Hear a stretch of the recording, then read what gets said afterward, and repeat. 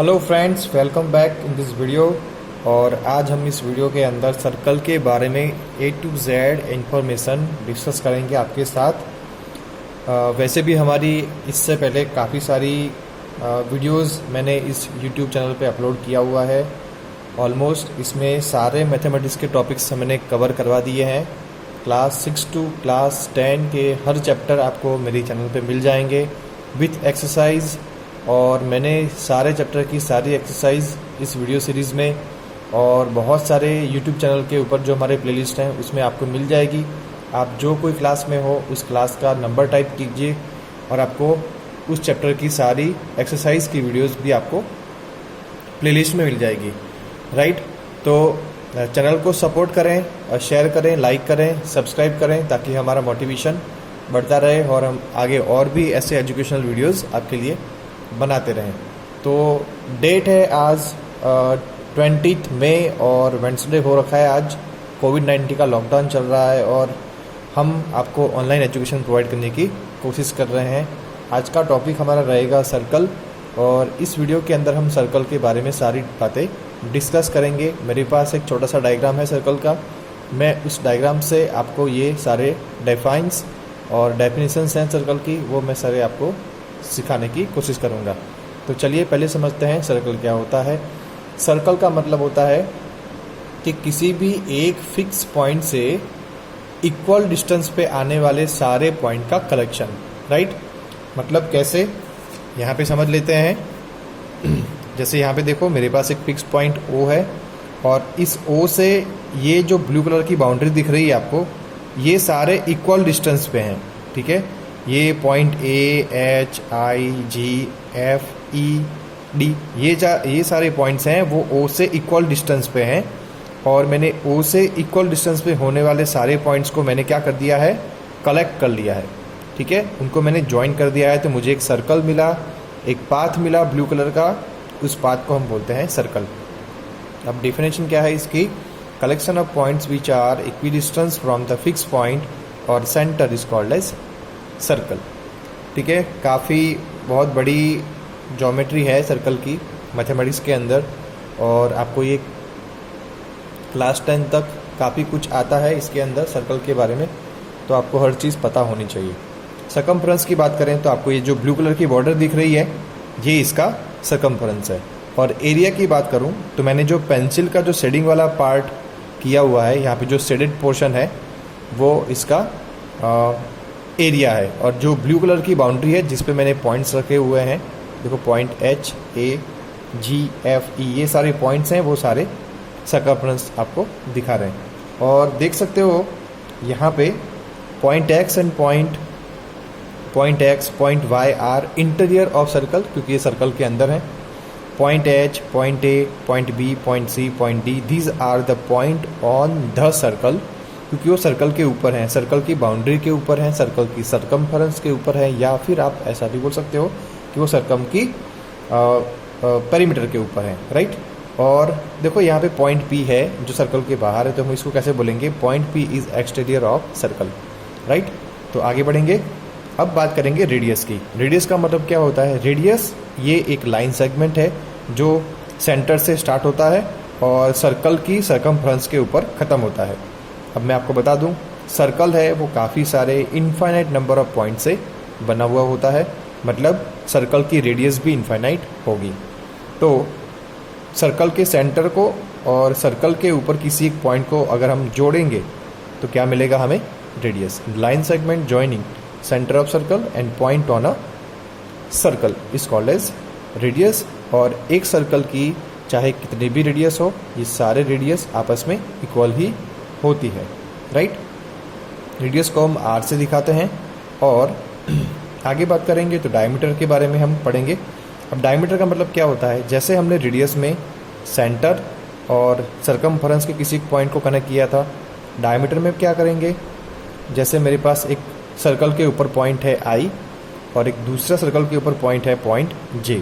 अब देखो बाकी सारे पॉइंट्स को मैंने ब्लू पेन से दिखाया है और I और J को मैंने रेड से दिखाया है, क्योंकि मैंने पहले से प्लानिंग करके रखा हुआ था कि मुझे डायमीटर इस पॉइंट से बताना है। अब डायमीटर का मतलब क्या, मैं आपको दिखा दूं कि अगर आप सर्कल के किसी दो पॉइंट को, सर्कल के ऊपर किसी भी दो पॉइंट को अगर आप ज्वाइन करते हो, राइट। अब किसी भी दो पॉइंट का मतलब क्या हो सकता है कि चलो सर्कल के ऊपर तो ये दोनों भी पॉइंट हैं, देखो एफ और डी भी सर्कल के ऊपर पॉइंट हैं, राइट, और आई और जे भी सर्कल के ऊपर पॉइंट्स हैं। अब चलो हम दोनों को ज्वाइन करते हैं, राइट। तो चलो मैंने एफ और डी को मैंने ज्वाइन कर दिया, राइट। मगर ये एफ और डी ज्वाइन करने पर सर्कल का सेंटर बीच में नहीं आया, राइट। और अगर मैं आई और जे को ज्वाइन करता हूँ, राइट, तो सर्कल का सेंटर बीच में आ गया। तो अगर सर्कल के किसी दो पॉइंट को आप ज्वाइन करते हो और वो लाइन सेगमेंट सेंटर से पास होकर जाती है तो वो डायमीटर कहलाएगा। और सर्कल के किसी दो पॉइंट्स को आप ज्वाइन करोगे और वो लाइन सेगमेंट सर्कल के सेंटर से पास नहीं होता है तो आप इसे कॉर्ड कहेंगे, राइट। जैसे देखो कॉर्ड एफ डी, ये क्या हो गया, ये कॉर्ड हो गया। और ये आई जे, ये क्या हो गया, डायमीटर हो गया। मतलब आप एक चीज़ बोल सकते हो कि diameter is also chord, right, क्योंकि डायमीटर कॉर्ड ही तो है, मगर वो कॉर्ड सर्कल के सेंटर में से पास हुआ, इसलिए हमने उसको एक स्पेशल नाम दे दिया जो नाम है डायमीटर।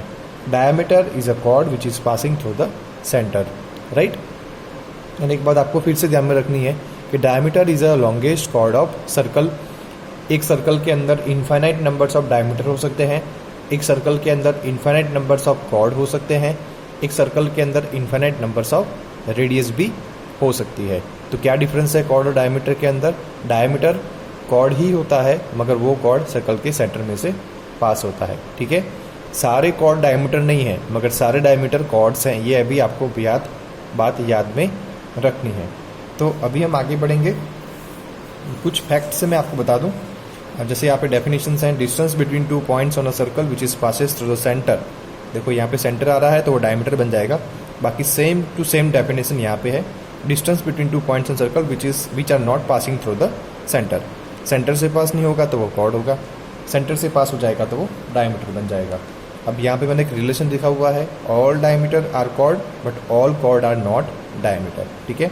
जरूरी नहीं है कि सारे कॉर्ड सर्कल के सेंटर में से ही पास हों, अगर वो पास हो जाता है तो वो डायमीटर बन जाएगा। कुछ फैक्ट्स हैं जो क्लास 9 की बुक के अंदर आपको पहली एक्सरसाइज में मिल जाएंगे, ट्रू फॉल्स, तो आप इसको भी एक बार देख लीजिए।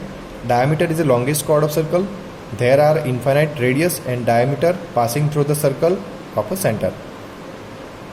Diameter divide circle into two parts called semi circle, ये बात आप देख लीजिए। देखो डायमीटर ने क्या किया, सर्कल को दो इक्वल पार्ट्स में डिवाइड किया। देखो ये वाला पार्ट और एक ये वाला पार्ट, जो दोनों आपस में इक्वल हैं, तो हम ये तो पूरा क्या है, सर्कल है, मगर डायमीटर ने क्या किया, सर्कल को दो इक्वल पार्ट्स में डिवाइड कर दिया, इसको तोड़ दिया, उसको आधा कर दिया। और मैथमेटिक्स में आधे का मतलब होता है सेमी, मगर क्या आधा, सर्कल आधा है, इसीलिए इसको हम क्या बोलेंगे, सेमी सर्कल। तो डायमीटर क्या करता है, सर्कल को दो पार्ट्स में डिवाइड करता है, जिसे हम कहते हैं सेमी सर्कल, राइट। आगे बढ़ेंगे, diameter divide circle into two parts called at semi circle. All diameter and radius of circle of one circle are always equal.